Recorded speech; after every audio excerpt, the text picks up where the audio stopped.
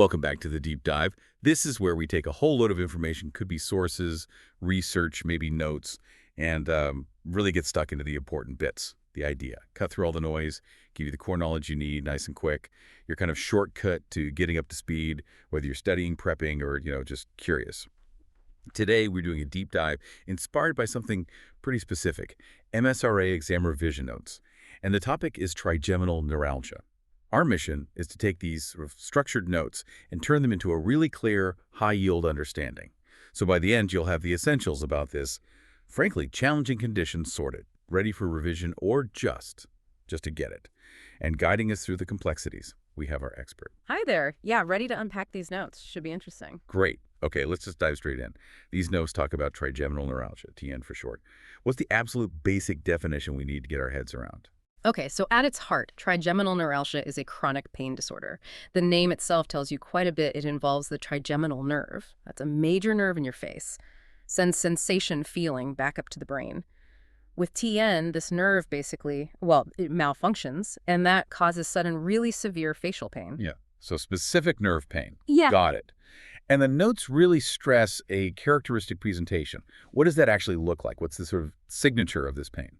The signature is incredibly distinct and often debilitating. The notes describe it as severe unilateral pain. That means it's almost always just on one side of the face at a time. Right, unilateral. Yeah. And the pain itself is paroxysmal, comes in these sudden, really intense bursts, and the quality is key. Electric shock-like stabbing or shooting. It happens in the areas that nerve covers, usually the cheek, jaw, or lower face. Wow, like a sudden, powerful jolt. Exactly that. And what makes it so disruptive, and the notes really highlight this, are the triggers. Really simple things that shouldn't cause pain suddenly set off these intense episodes. Things like touching the face, chewing, talking, brushing your teeth, even just a cool breeze. Gosh. Yeah, you can imagine how much that affects daily life. The fear of triggering the next attack must be immense. That sounds incredibly tough. Okay, so we get what the pain is and feels like. Now, let's tackle the why, based on these notes anyway, the etiology and pathophysiology. What actually causes this nerve to start misfiring so badly? Well, the notes point out that quite often it's actually idiopathic, Mm. meaning no specific cause is found. But there are several factors linked to it. The most common theory is compression of the trigeminal nerve, often by a nearby blood vessel that's maybe pulsating against it. Other things can compress it too, like tumors or cysts. And nerve damage itself, especially from conditions like multiple sclerosis or even direct trauma to the face, can also lead to TN. So something's basically irritating or pressing on that nerve. Precisely. And the pathophysiology section, that kind of explains how that pressure or irritation turns into pain. It leads to this abnormal hyperactivity in the trigeminal nerve. You could think of it like the nerve's insulation, the myelin sheath gets damaged, and that causes electrical signals to sort of short circuit or just fire off randomly, which generates those intense, painful signals that shoot up to the brain even when there's no actual danger or harmful stimulus. What's really interesting here is it's the nerve itself creating the pain signal. It's misfiring.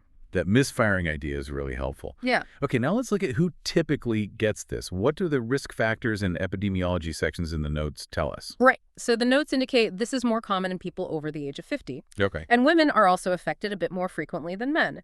And as we mentioned, there's a strong link with multiple sclerosis and other neurological conditions. Looking at the numbers from the source material, here in the UK, the estimate is somewhere between 4 and maybe 28 people per 100,000 affected. It's actually the most common type of diagnosed facial pain. Really? More common than others? Yeah, in terms of diagnosed neuralgia, the rate of new cases each year seems fairly steady, around 12.6 to maybe 27 per 100,000 population per year. And age seems like a really big factor. Oh, definitely. The notes make a key point here.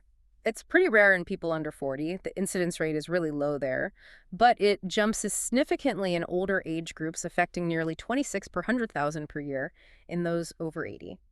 There's also a brief mention about familial clustering, suggesting genetics might play some role, but the notes say the exact inheritance pattern isn't clear. Interesting. Okay, let's dive a bit deeper into the clinical presentation and how it lines up with diagnostic standards. The source mentions the International Headache Society criteria. How do those criteria sort of capture these pain features? Yeah, the IHS criteria are really important for standardizing diagnosis across headache and facial pain disorders and make sure everyone's on the same page. And the notes basically outline these criteria, and they echo what we've already discussed. The pain has to be unilateral, located along that trigeminal nerve distribution. It comes in sudden electric shock-like bursts, lasting just seconds to maybe a couple of minutes. And crucially, it's triggered by non-painful things, touch, activity, and it's severe, sharp pain. The typical symptoms listed just reinforce that. Sudden, very severe electric shock or stabbing pain, usually one side cheek, jaw, lower face. Brief episodes, triggered by routine stuff.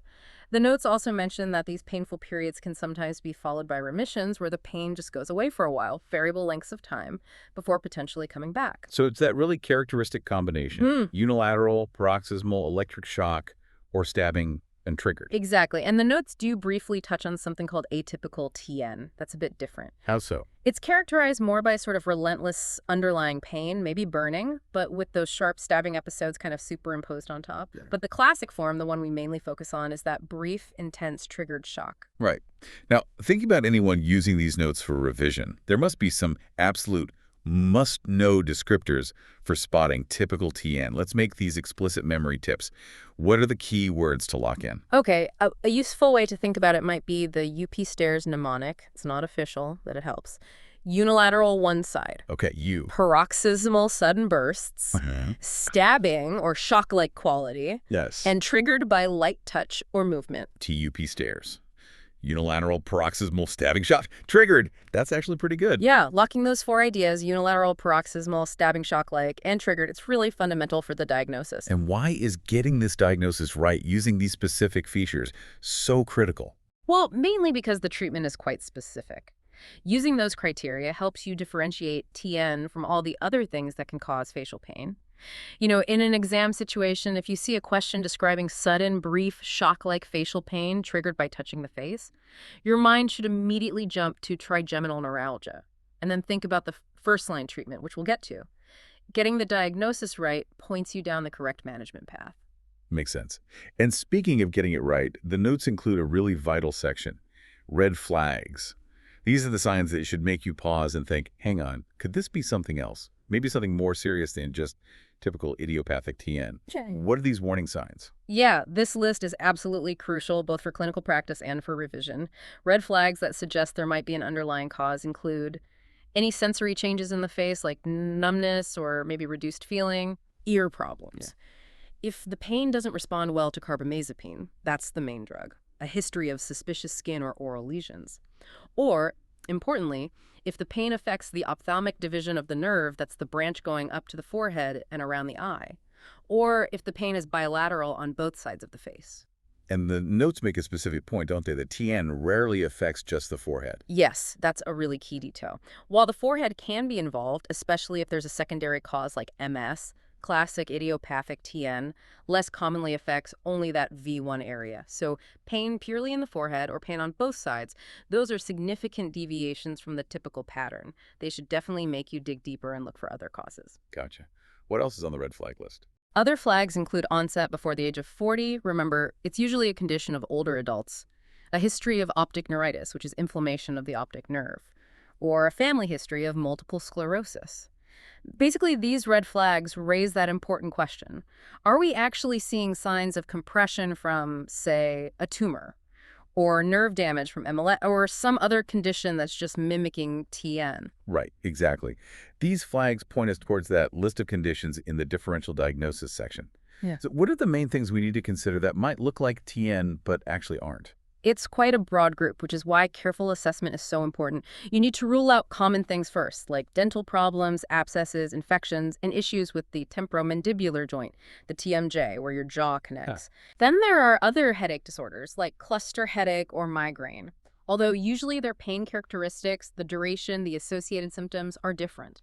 Other nerve issues can mimic it too, like glossopharyngeal neuralgia. Yeah. That causes similar sharp pain, but typically further back, sort of throat ear area. And very importantly, especially in older patients presenting with new facial pain, you absolutely must consider giant cell arteritis, also known as temporal arteritis. That sounds serious. It is. It's an inflammatory condition affecting blood vessels, and it's a medical emergency. Needs urgent diagnosis and treatment to prevent things like vision loss. Okay. Crucial one to remember. What else? We also need to think about underlying neurological diseases like MS or other disorders affecting the myelin sheath. Structural issues like a blood vessel abnormality, an aneurysm, or a tumor pressing on the nerve pathway. The notes specifically mention posterior fossa tumors, that's tumors in the back part of the brain like meningiomas, or cysts, like an arachnoid cyst, at the cerebellopontine angle, which is a specific junction near the brainstem. And finally, pain after a shingles infection, that's postherpetic neuralgia. If the shingles was on the face, the resulting nerve pain can sometimes mimic TN. Wow, okay. That really highlights just how vital those red flags are. They're basically the signpost telling you which of these other possibilities you really need to investigate. So speaking of investigating, when do we actually need tests like an MRI, according to these notes?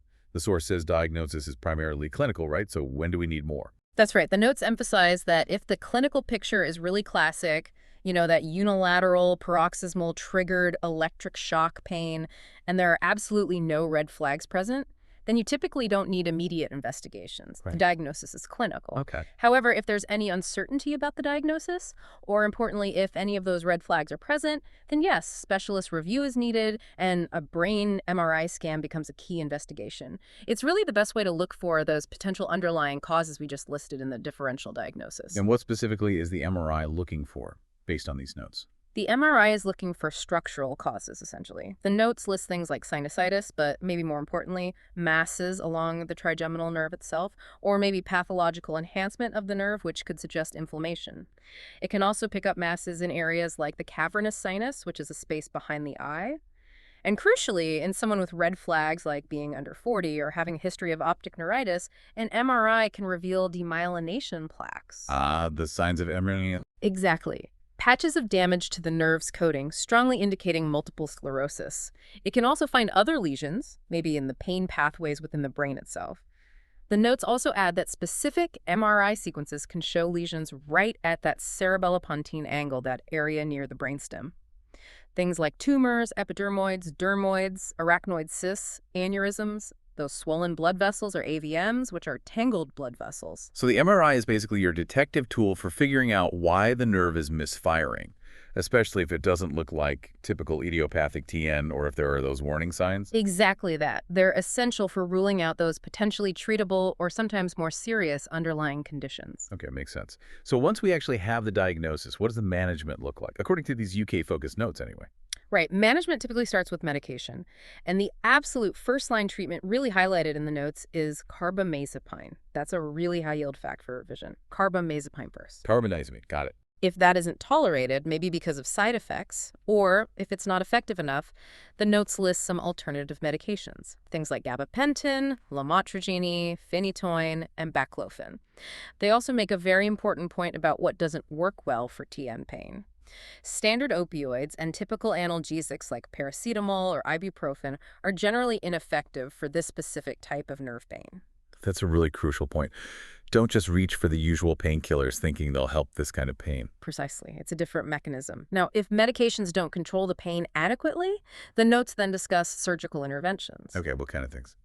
There are several options listed. Things like microvascular decompression, MVD, gamma knife radiosurgery, radiofrequency ablation, or various rhizotomy procedures. These intentionally damage part of the nerve root to stop the pain signals, like glycerol injection, balloon compression, or radiofrequency rhizotomy.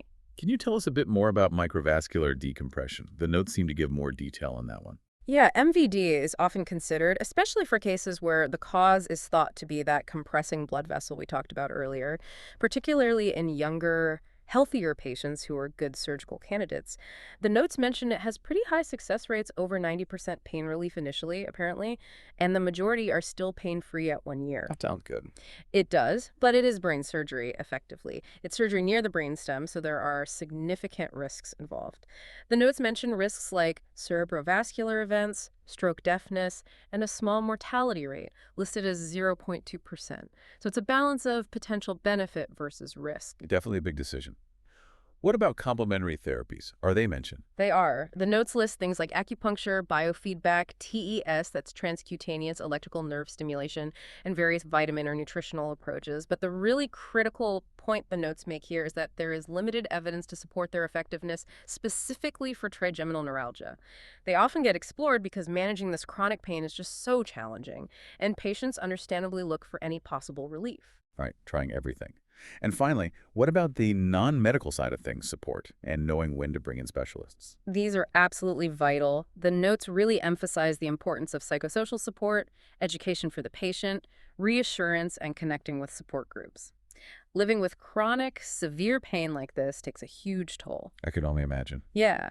And referral to a specialist, usually a neurologist or perhaps a neurosurgeon, is definitely indicated if the pain is severe, if there are any of those atypical features or red flags we discussed, or if the pain is significantly limiting daily life despite trying the initial management like carbamazepine. Okay, so we kind of walk through the definition, the causes, who gets it, that characteristic pain, what else it might be, how investigations help, and the different treatment approaches. What's the overall long-term picture, the prognosis, and any complications? Well, the prognosis can vary quite a bit. It really depends on the underlying cause, if one is found, and how well the treatments work for that individual.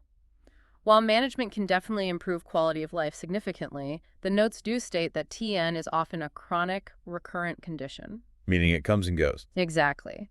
Many patients will require long-term care and monitoring because the episodes can return even after periods of remission where they feel fine. The primary complication highlighted, really, is the severe impact that this unrelenting pain has on a person's quality of life, their ability to eat, talk, socialize, work, even sleep.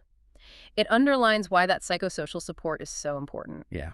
The notes reiterate that statistic that about half of patients might experience remissions lasting 6 months or longer, but recurrence is common. So, regular follow-up is essential for monitoring how things are going and adjusting treatment over time as needed. It's clearly a condition that goes way beyond just the physical pain. Okay, I think we've managed to take the structure of these MSRA revision notes and turn them into, well, a proper deep dive. We've covered the definition, the why, behind the misfiring nerve, who's most affected, those really crucial red flags and differentials, how investigations like MRI fit in, the management ladder starting with carbamazepine, and the sort of long-term reality of living with TN. Yeah, hopefully we've converted those bullet points into more of a narrative flow, really highlighting those key high-yield facts like the UP stairs features for diagnosis, carbamazepine being first line, and the critical importance of looking out for those red flags. The aim was really to make the knowledge stick, whether you're revising or just want to understand this condition better. It makes you ponder the sheer resilience required by people living with a condition like this, where just everyday activities can trigger such excruciating pain, and the ongoing efforts and research to find treatments that offer more sustained relief and really address that psychosocial impact too. It does raise an important question. How can healthcare systems, and maybe communities too, better support those living with these often invisible chronic pain conditions? That's a really powerful thought to end on. Thank you so much for joining us on this deep dive into trigeminal neuralgia using these specific revision notes as our guide today. And for those of you listening who are hitting the books for the MSRA, or maybe you're just interested in accessing some excellent free revision resources like the kind that informed this deep dive, make sure you check out passthemsra.com and freemsra.com. You'll find a whole wealth of other high-yield material there. Thanks again for diving deep with us. We'll be back soon with another topic, another stack of sources, and another mission to get you informed fast.